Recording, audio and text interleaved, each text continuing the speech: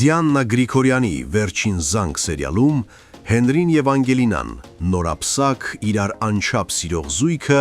պաշտոնապես բաժանվում են։ Սա այլևս ոչ թե պարզապես փաստաթղթային գործընթաց էր, այլ սրտի ճեղքում, հոգու պառակտում, մի ամբողջ երազանքի փլուզում։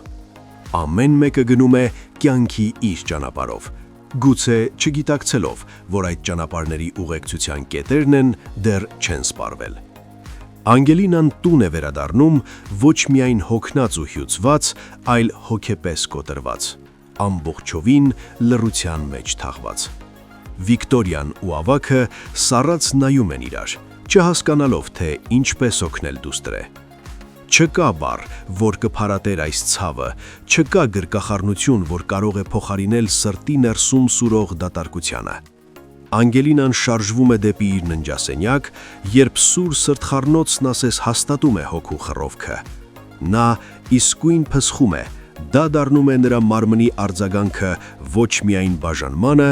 այլ կյանքի սկսվող նոր փուլին։ Մի քանի օր անց, չնայած որ դեռ լիարժեք չի գիտակցում իր վիճակը,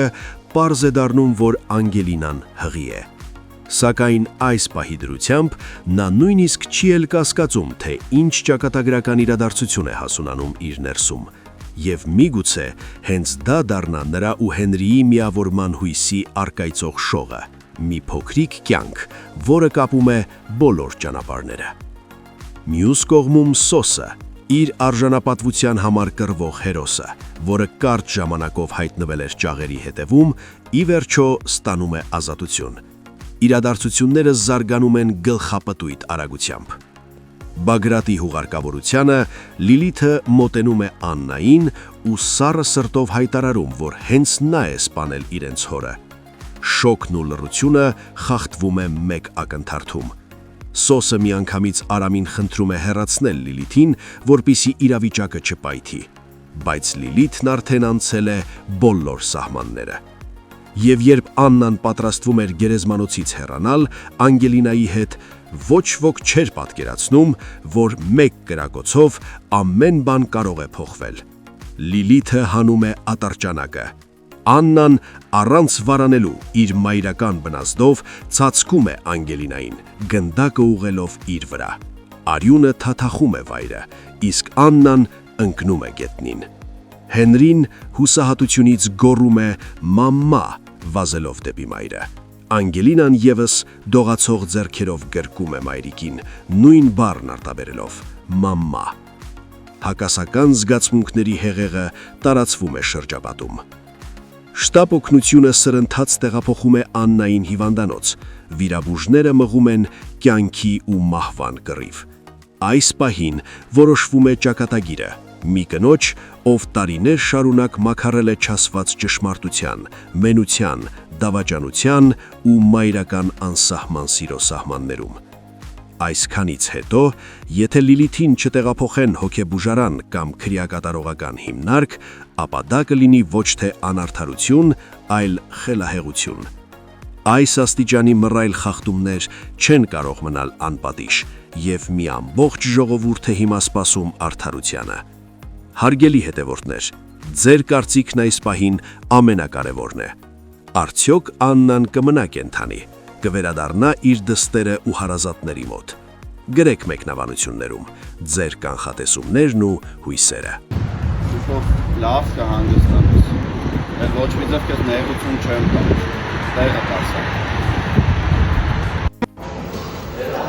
Առավոտյան արթնացել եմ 8-ին։ Գնացել եմ մազերի մեյքափի, հետո եկել եմ նկարահանման։ Առավոտից մինչև այս պահը ոչ մի րոպե կաբլուկներս չեմ հանել։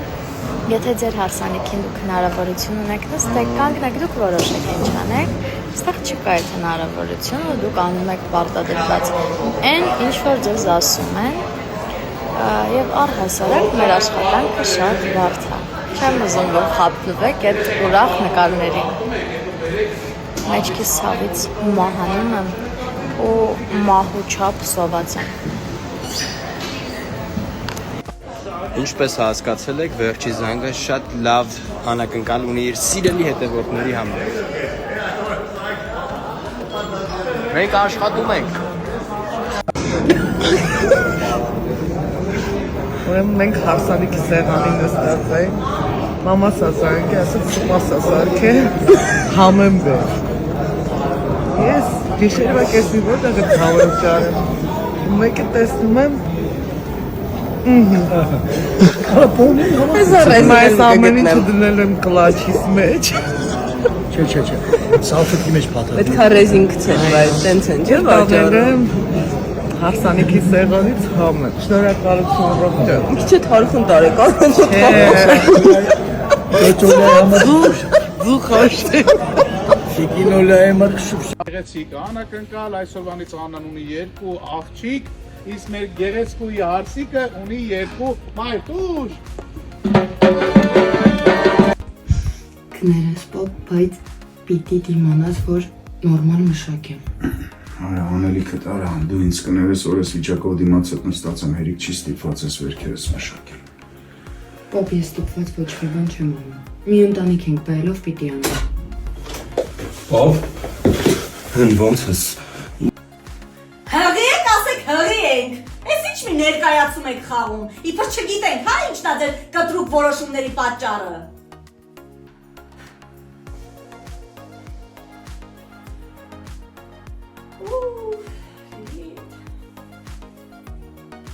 Հարցեր եք տալիս հեռուստասերիալից, արդյոք մենք վերջում միասին ենք լինելու, անկեղծ չգիտեմ, իսկապես չգիտեմ ավարտը, մենք անգամ ընթացքը չգիտենք, բայց ըստ իմ լոգիկայի, ես որպես հեռուստադիտող, կարծում եմ, որ այո, շատ դժվարությունների միջով ենք անցնում, բայց եթե ուղիղ համեմատականներ տանենք իրականության հետ, ապա չէ, միասին չպիտի լինենք, որովհետև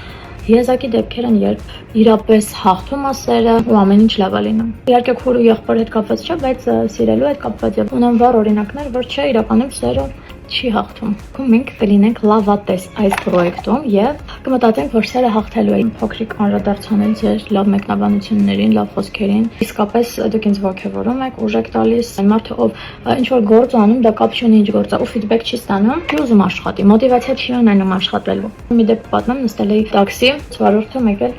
ստացի ռեակցիա բուրըն, վայ, Անգելինա 40 տարեկան մի մատ։ Անգելինա ճանաչում եմ, խոսում ենք սիրով լավ, բայց այդքան բուրըն ռեակցիա, Անգելինա, դու ես Ռոզա ջան, չեմ հավատում, sense դողացող ձեռքերով, ուրախ ու ես այդ ամեն ինչից իմ սիրտը լցվել էր։ Ես չի հավատում, որ այդ իմ հետ է կատարվում, այդ մարդը չէր հավատում, որ ինձ է տեսել, ես էլ մտածում էի, ոնց կարա այս բուրըն ռեակցիան իմ մասին լինի։ Ես ուրեմն հասել եմ ինչ-որ կետի, զանգեց իր մամային ու իր մաման շատ ուղիղ համեմատական գծեր տանելով, ասաց, որ Էնդար Ֆրունզիկ Մկրտչյանին եւ այդ ժամանակաշրջանի տաղանդավոր դերասանների խաղին շատ մոտ ենք, մեր անկեղծությամբ ես եւ Լևոնը։ Ինքան պարտավորեցնող էր այդ խոսքերը